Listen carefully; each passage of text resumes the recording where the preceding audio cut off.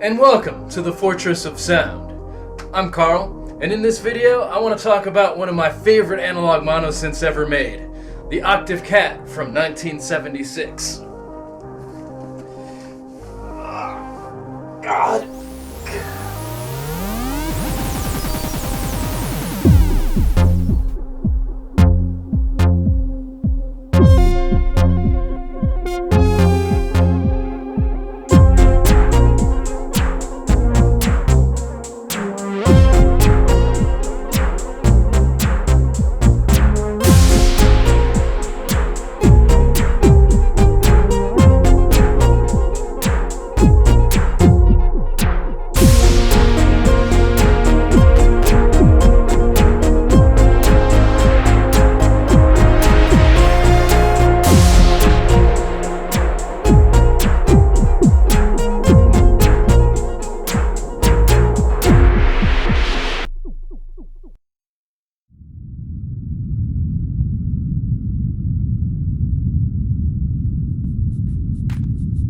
The Cat has two VCOs with a sub-octave, saw, triangle, square waveforms with pulse width, one LFO with a triangle waveform, one ADSR, one AR with a repeat auto mode or gated, a mixer section, a 24 decibel low-pass filter which goes into self-oscillation quite easily. The panel layout also features a plethora of modulation possibilities, each VCO having the ability to frequency modulate each other, great sounding vintage noise source, a monstrously cutting oscillator sync switch, a sample and hold circuit with two sources, keyboard control switch, which when activated allows you to play paraphonically, and a series of clever routing switches that deactivate VCO1 features to use it as a sort of modulation source on steroids. The filter hasn't been ignored either, having two sources of modulation and keyboard tracking as well. The sound of the Cat oozes a sort of 70s garage rock and psychedelic madness vibe to me. It's not precise, it's not perfect, it's kind of nasty, it's kind of broken sounding in a way. It can kind of go from the furthest extremes of musicality to an almost electronic grimy sludge.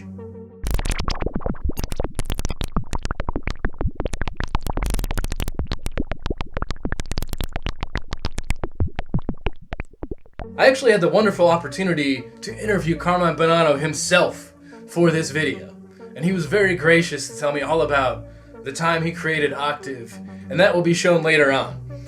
But first, let's take it down to the demo dungeon and check out what it's all about. God.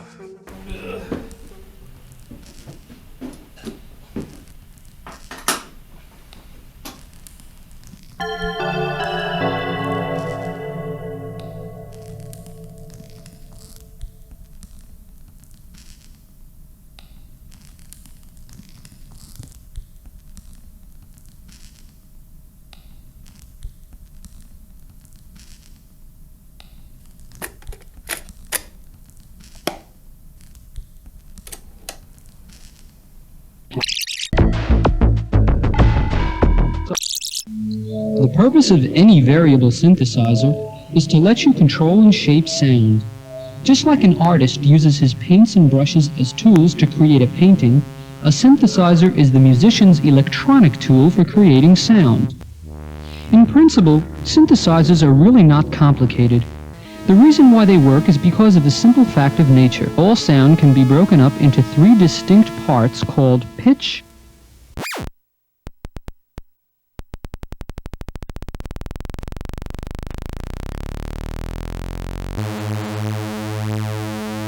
timbre,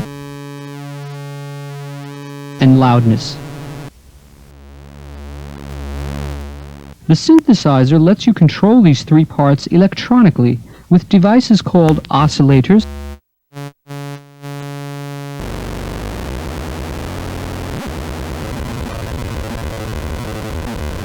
filters,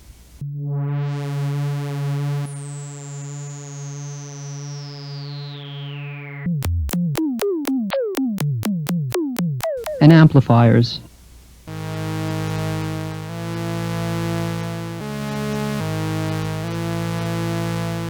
The initial timbre of the sound is determined by the electrical signal that comes out of an oscillator.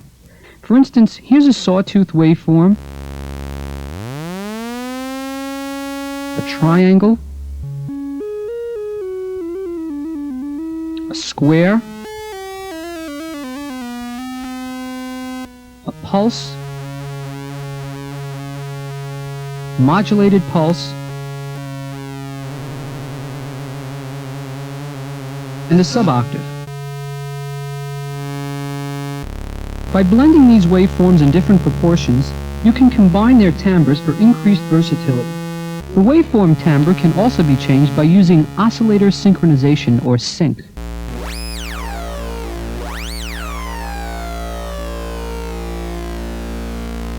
Then, the amplifier, or VCA, shapes the loudness taper of this sound to give you the final result. The filter, or VCF, is the next part of the assembly line, and it's placed after the oscillator to allow you to control and shape the waveform timbre you chose.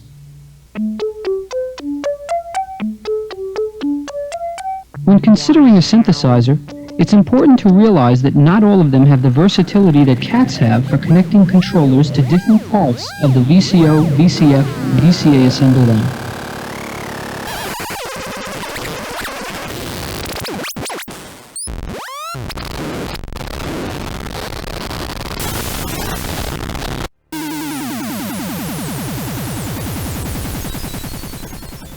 If you want the sound of the 70s grit of a New York City subway, this is your synth.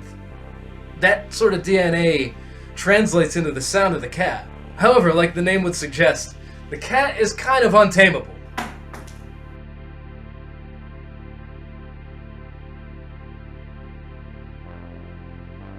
Maybe even less so than a real cat.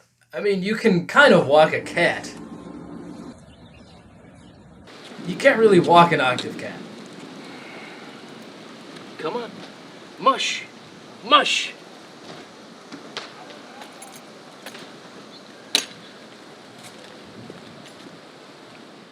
Audio pioneer and inventor Carmine Bonanno invented the cat in 1975.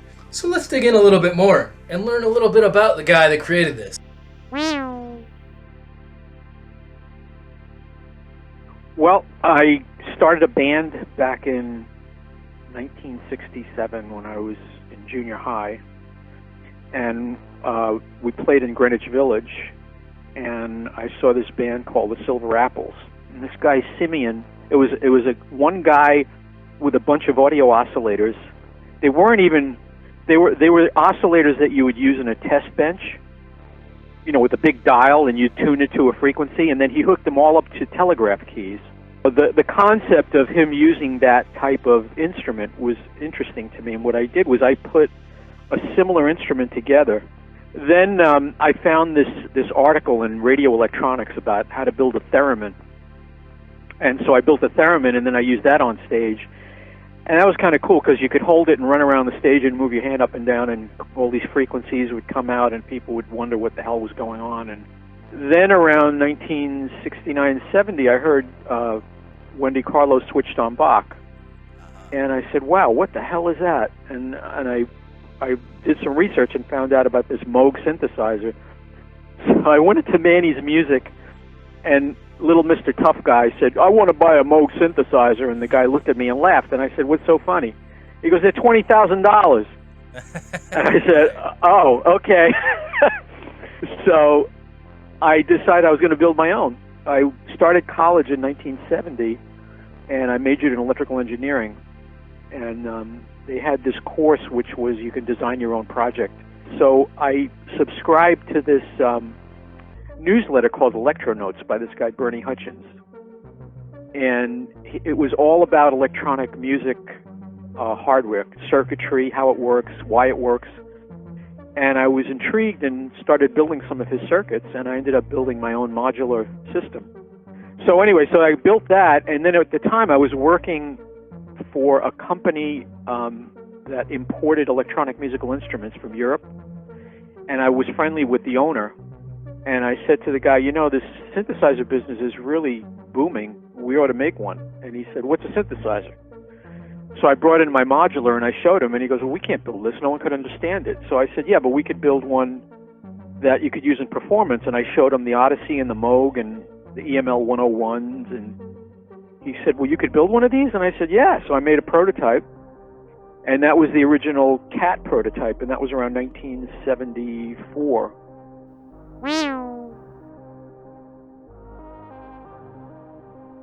It was a time when everything was new. I remember designing that thing, and it was like, how do you design a voltage-controlled oscillator? And I'm, looking through all these books and so on, trying to figure out how these things work, and how do you convert voltage to exponential current, and so on.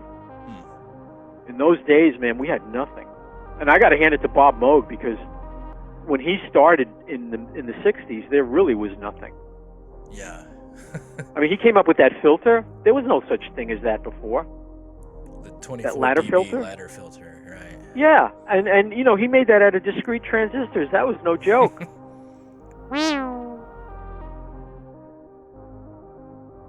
The Cat itself was shown at 76 NAM. 75 NAM, I was showing the modular just to say that we're getting into the synthesizer business. And Bob Moog came over. Wow. And he was like, what is this? And, I was in awe. I was like, holy shit, this guy is like a legend, And so, I explained the whole thing to him, and he said, you really don't know what you're getting into here. He said, this business is like really, really small. And I said, yeah, but, we're not thinking of selling a gazillion of these things, so.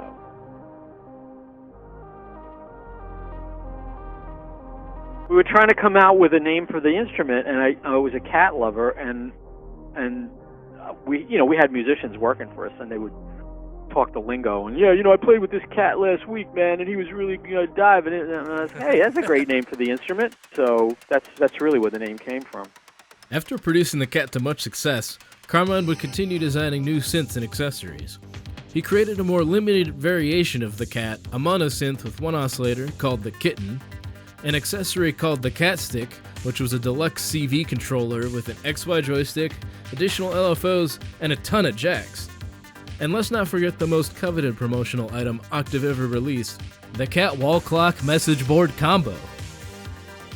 The Cat would continue to sell for several years, but not without creating some controversy along the way, especially with it being a young scrappy punk in the land of saw waves. Ultimately, in the end, ARP decided to pursue a lawsuit with Octave, one that would prove to be pointless and unsubstantiated. Let's hear what Carmine has to say about this. We were selling thousands of these things, and then, of course, Moog and ARP got pissed off. Moog didn't really do anything, but ARP tried to stop us by suing us for, we had a dual note keyboard where the one oscillator would play the low note, the other oscillator would play the high note. And they had a patent on that, but so did Moog, and both of those patents were predated by other circuitry that was common knowledge. So after months and months and months of trying to sue us for it, they finally decided to drop it because we had showed prior art. Yeah, somehow over the years, that story evolved into an ARP sued, Cat synthesizers for ripping them off and so on. And it's like, that's not true. Carmine would later go on to produce two more revisions of the Cat, the SRM-1 in 1979 and the SRM-2 in 1980.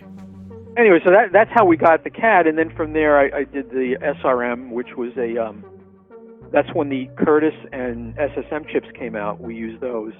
Yeah, and then I did the SRM-2 in 1980, and I replaced the analog keyboard with a digital keyboard and made some other changes.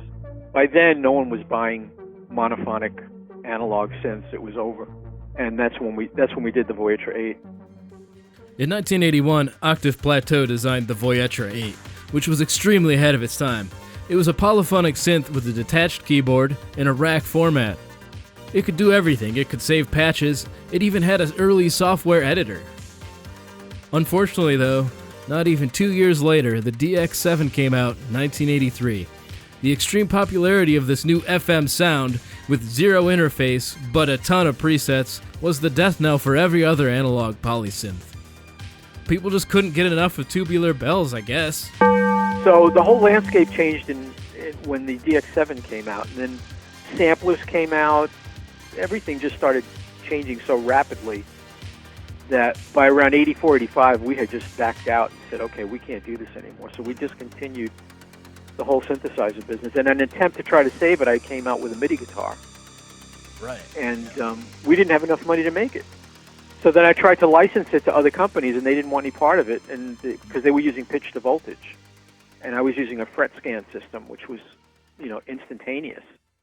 Following the Voyetra, Carmine created an IBM program called Sequencer Plus, which was really one of the very first MIDI sequencing DAWs. Following that, Octave shifted into the sound card world, gaining a solid foothold in the home computing market of the 90s. Carmine would go on to purchase the audio company Turtle Beach, still in operation today, creating a series of headsets for gaming consoles. Now retired, and free from the burdens of running a large company, Carmine spends his time rescuing stray cats and writing music again in his home studio with his Kaima synthesizer.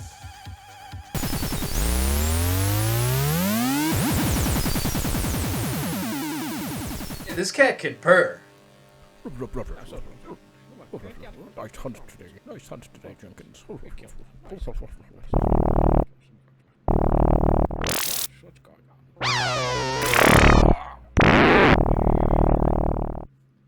The cat's sound isn't just a remnant of the past, though. The sound lies somewhere in between the future and distant planets and mechanized drones. On the other end, you have the sound of a rusty old tailpipe scraping against the sand dunes. The cat synth was used by bands like Devo, Split Enz, Chemical Brothers, although I don't know if that's saying much, and the 70s studio rock giants, the Beards and the Bees. I actually have a special rare recording of the Beards and the Bees performing using the Octave Cat. Check that out. Hit it, Spaceman!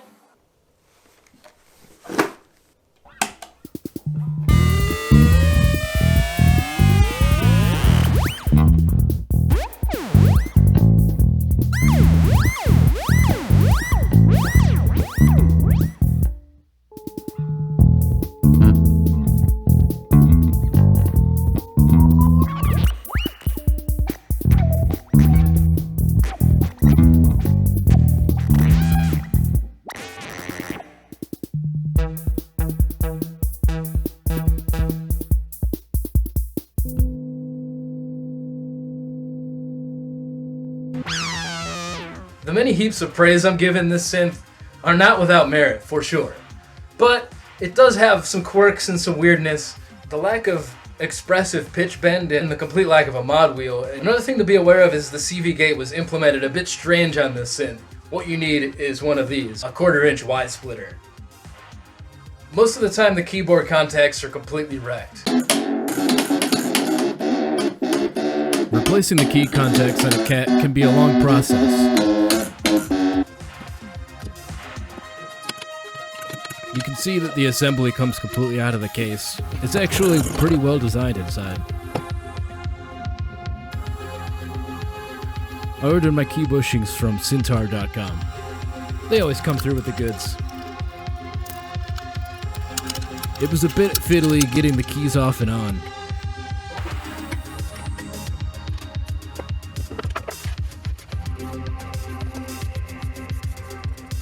And I also used some silicone grease to keep the keys moving freely.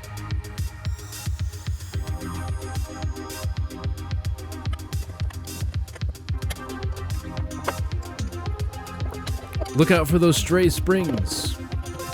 Overall, I'd give it a 2 out of 10 in funness. The hassle is worth it though, and now my keys play smooth and funky. I think the Cat today can stack up with almost anything else. There are other alternatives though.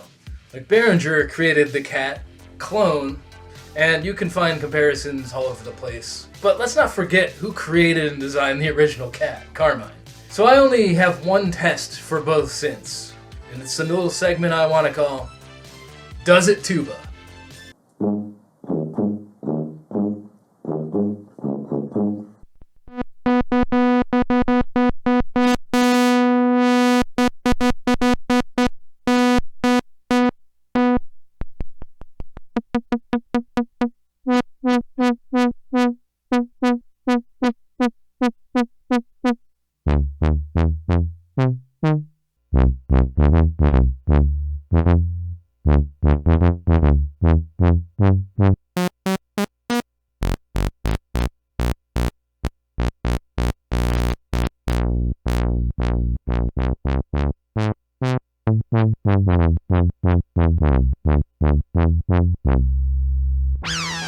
So there you have it. To those in the know, the cat seems to continue living on way past its 9 lives. Thanks for watching.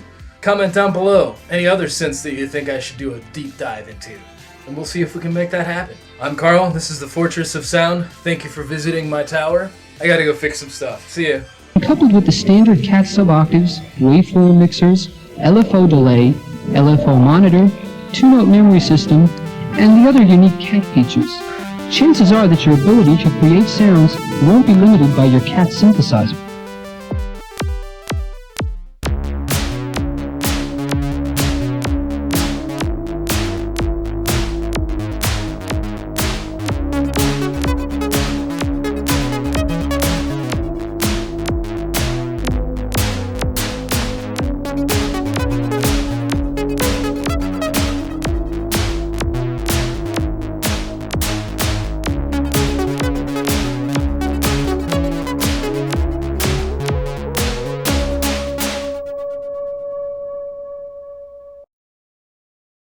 Cat synthesizers give more control to you, the artist.